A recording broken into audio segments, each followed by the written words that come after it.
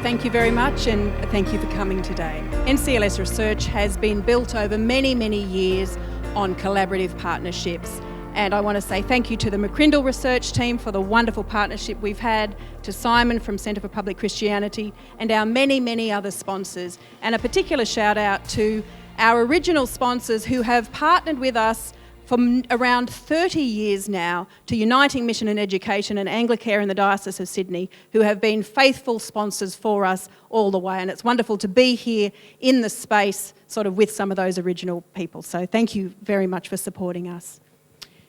Part of what we have done in our work here with NCLS Research is we do three things. We started with those two original sponsors when they said, our community is changing and we need to understand our context. We are mission agencies at heart. Anglicare used to be the Anglican Home Mission Society.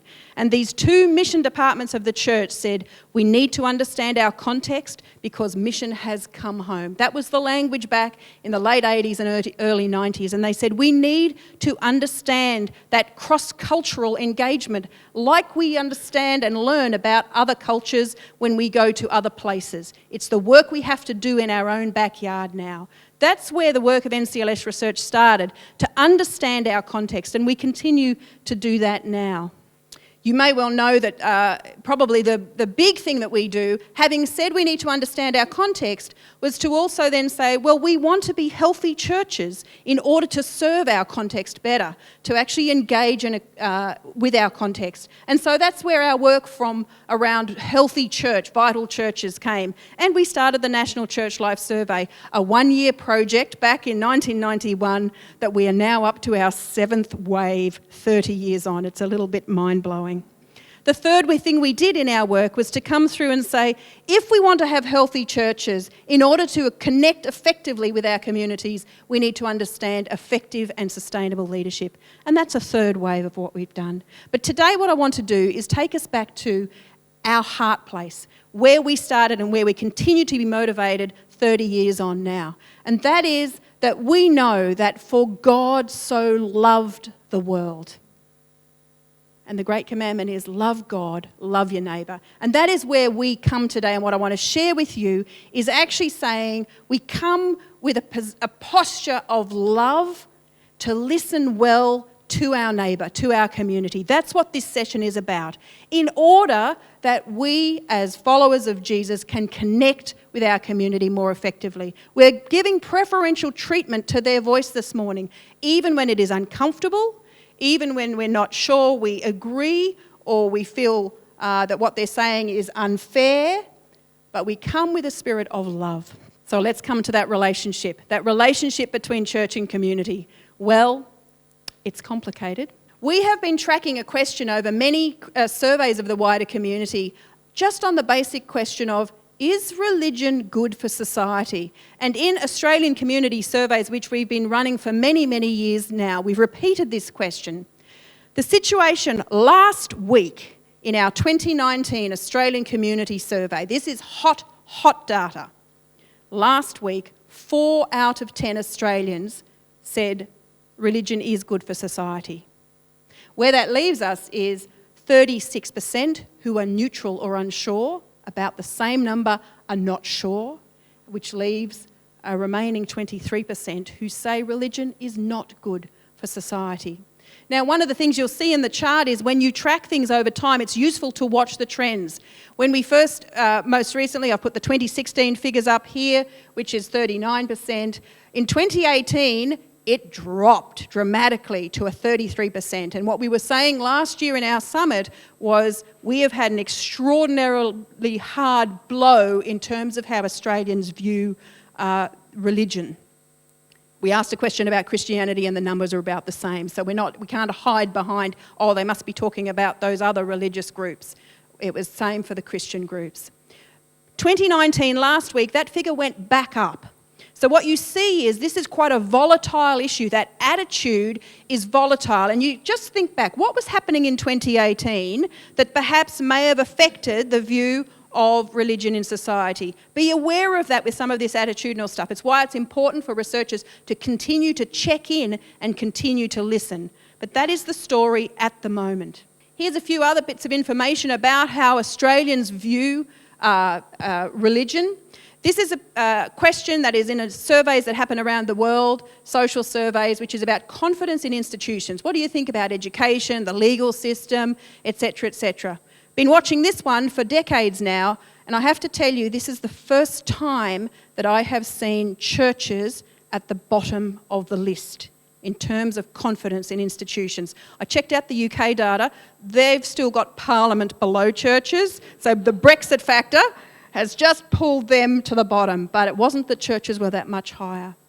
When you ask Australians, religious leaders should not try to influence how people vote in elections. 64% of Australians strongly agree with that statement.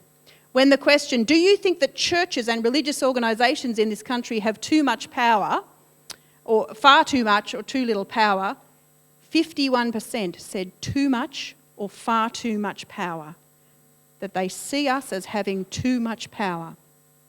Now, let me just put a contrast to that, though. This is these big questions about institutions, if you like. When you ask Australians quite a different question, what is your personal attitude towards members of the following religious groups? And they ask questions like Christians, Buddhists, Hindus, Muslims. Here's the Christian group, okay? When you ask, what about your personal attitude to another person of that faith? You see that figure there? 88% are positive or neutral. So against that very tough message, you have this, oh, it's not the person, it's the institution. When we ask about roles for churches in society, again, this is from data collected last week in our Australian Community Survey of all Australians. What you can see there is, well, what do you think churches should be doing? The top three groups there, what I've got in green there, top level, support the poor, encourage good morals, oh, don't tell me what to do, but encourage good morals in society. And could you do that rites of passage stuff? Nice weddings, nice funerals, baptisms, etc. These are the top reasons that they think churches should exist. Now you can see the next group is a whole lot of stuff which is meaning and direction, chaplains, social services, using buildings. That's the next cluster, if you like. When it comes down to the smallest group, giving leadership at public events such as Anzac Day, no thank you. Converting people to faith, no. Don't do that. That's not what you're supposed to be doing. And giving public comment on political issues, 11% think that churches should do that. Now, let me say, I think there are moments and times when we are called as churches, as church leaders, to speak the prophetic word. Despite what they tell us, there are moments when you have to speak truth to power, when you have to advocate. So just because they say, shut up, that may be a conversation that churches have to have and continue to advocate on key issues. True religion is looking after the widow and the orphan. So where do they stand when it comes to religion and spirituality?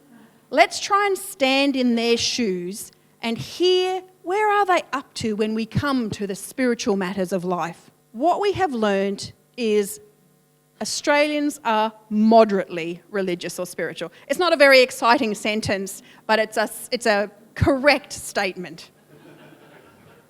Let me walk you through again some of the new numbers. This is very fresh again last week, okay? So when you think about how religious a person is, you can speak about many different dimensions: what they believe, what they experience, what they know, what they practice. These are all dimensions of religiousness. So what I've got here is a few snapshots.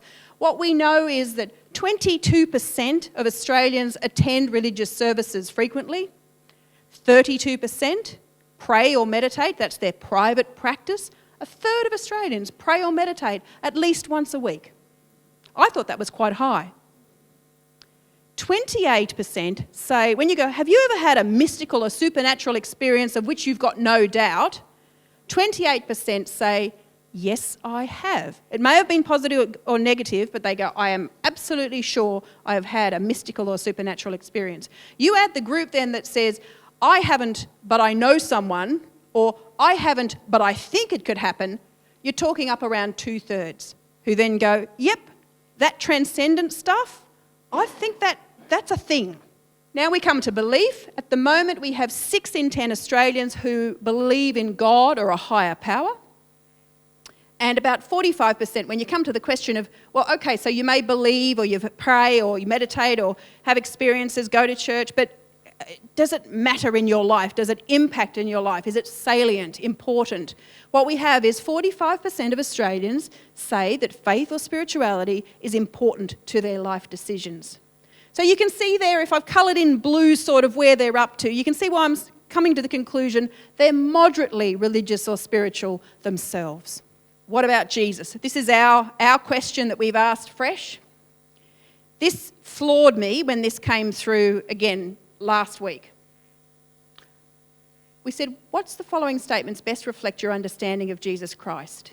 This is a knowledge question. Only 57% of Australians say Jesus Christ was a real person who actually lived. 57%. That leaves us with 22% who say he was a mythical or fictional character, 22%, and a remaining 21% who say, I don't know.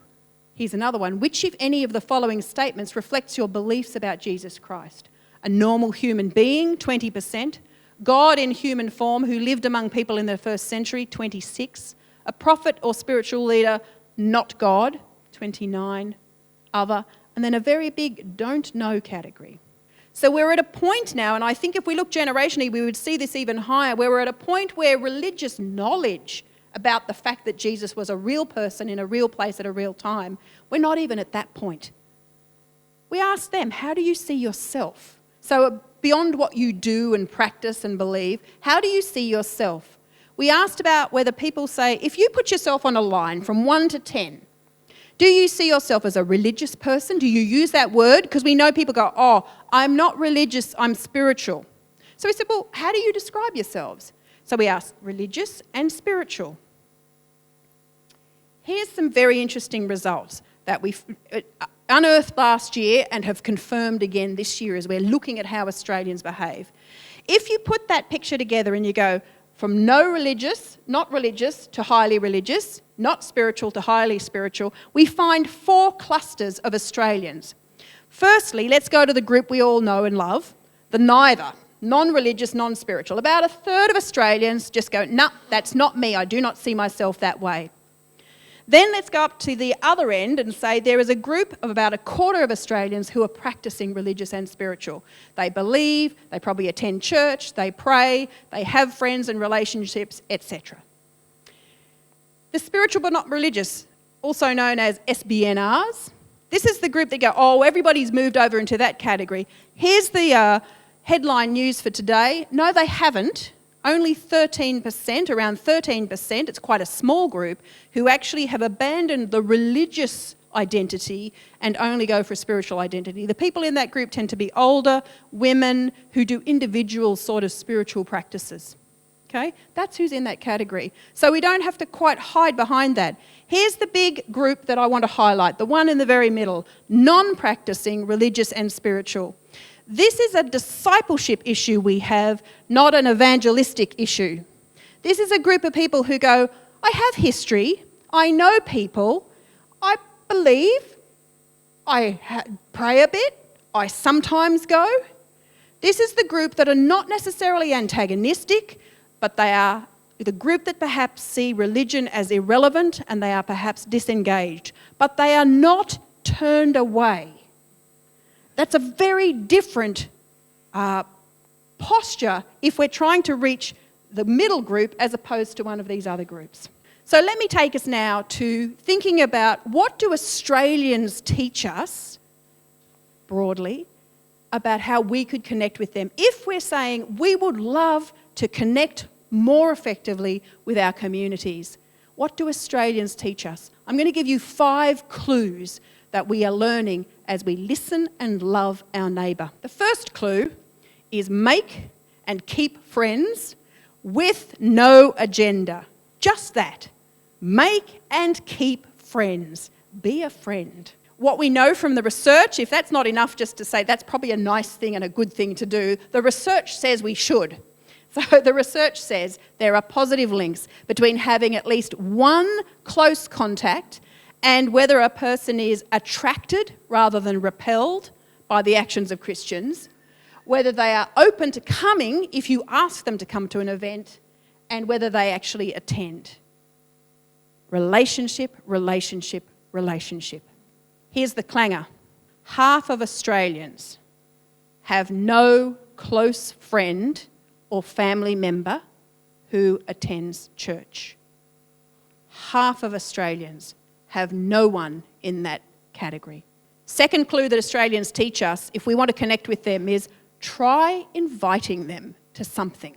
What we know from sociological research is invitation is the key reason that people join all sorts of groups, and religious groups in particular. Our own Australian newcomers who have no church background also teach us that, in fact, you say, why did you come? Well, they say influential reasons were, I knew people who were there and they invited me. So we asked Australians, would you come if someone invited you? If, not just someone, a close friend or family member. Okay, so we said, you've got relationship with this person. Would you come? 4 out of 10 say yes. 16% are not sure. Add those in, they might. And 26% say no. There is more possibility and openness than perhaps we realise. Then we said, so what would increase the likelihood of you accepting an invitation to church? We really hammered it this year. We really said, let's find out from them how open they really are, for all the noise about how they've lost confidence, lost trust.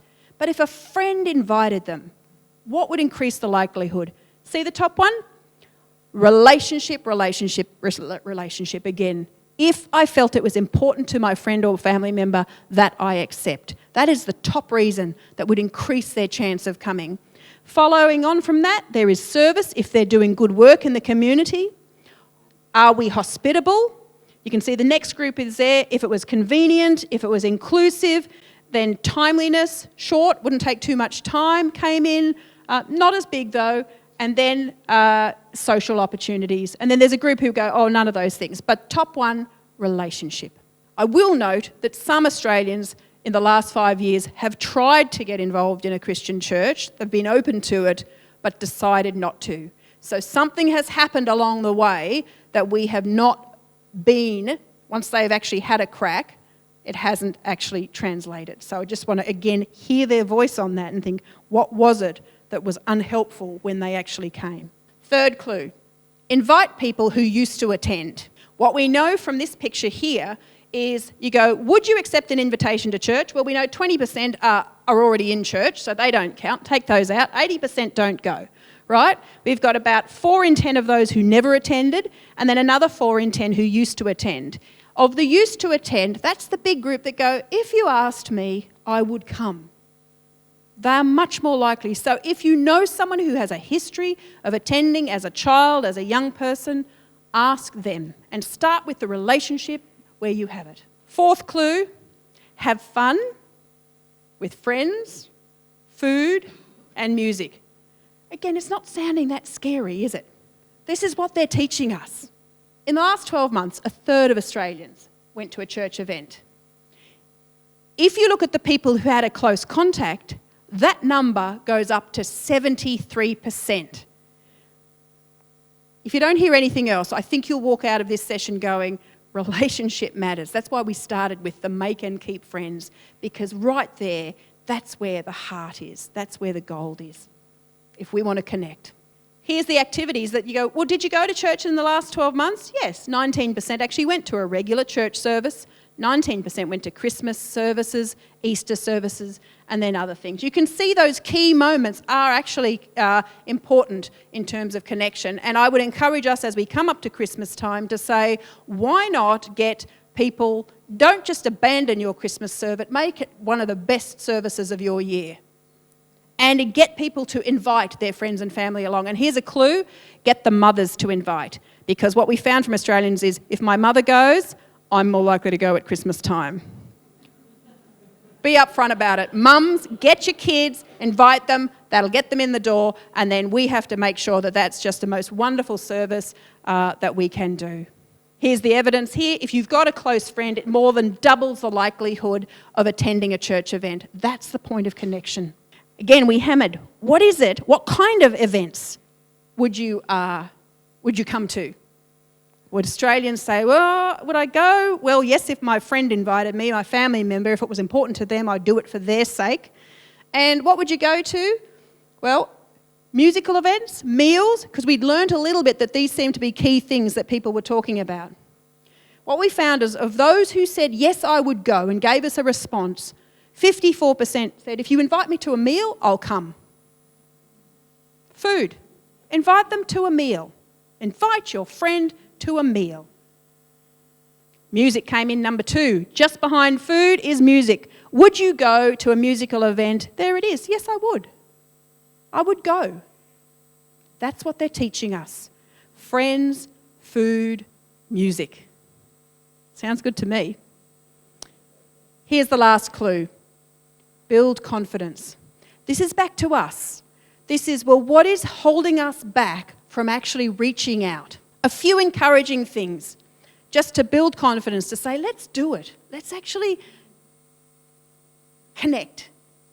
Firstly, we know from our local leaders, they actually rate their effectiveness quite highly. This is local church leaders, pastors, ministers, priests, who go, yes, I'm quite stressed, but actually, I think I'm quite effective. So there's a confidence in our local leaders on the ground in local churches. We asked attenders, do you think your church is open to new possibilities? This is one of the biggest movers and changes that we've seen over the time. I've just got 2001 to 2016. In 2001, 13% of church attenders said, yeah, I think our church is open to trying something new.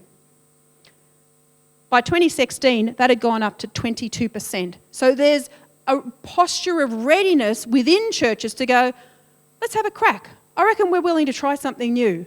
Maybe we'll get that jazz group up. Put it on, nice meal, nice. Might invite my friend to that. I can put you onto some jazz groups if you want to do that in your church, actually. I'll be your agent. Yeah. And here's what our newcomers teach us again. The ones who've made it and connected and are now part of our church and were not part of our church 5 years earlier. Newcomers don't go church shopping. Unlike switchers and transfers who change church, they go church shopping. Newcomers try only 1 or 2 churches. They've probably looked it up on Google, their friends invited them, and they're going locally. So every church in the country has a chance that a newcomer will try their church. They come because they say something is missing in my life. They stay because they find community. And here's a real big clue that newcomers teach us. They belong and behave before they believe. You do not have a story coming through where they go, I've had a major conversion experience, I've seen the light, I now have to go and find a church. No. Newcomers' beliefs are actually quite tentative and uncertain, but they belong first. They behave into community. They behave with others. We are built to be together in community, and together we find ways of behaving and embrace a faith journey that is ours. And belief comes out of that experience of community and relationship. They are positive and they are confident. The newcomers in our churches are perhaps our best advocates as well. So let me finish. Here's the clues again, just to recap. Number 1, make and keep friends. Number 2, try inviting people to events. 3, invite those who used to attend, who have a history, who have a knowledge, have an understanding. The cultural gap is less. Have fun with friends, food and family, and music. And finally, build confidence among our church attenders that it is possible, that there is openness, that we can actually make a connection. Because love God, love your neighbour as yourself. Thank you.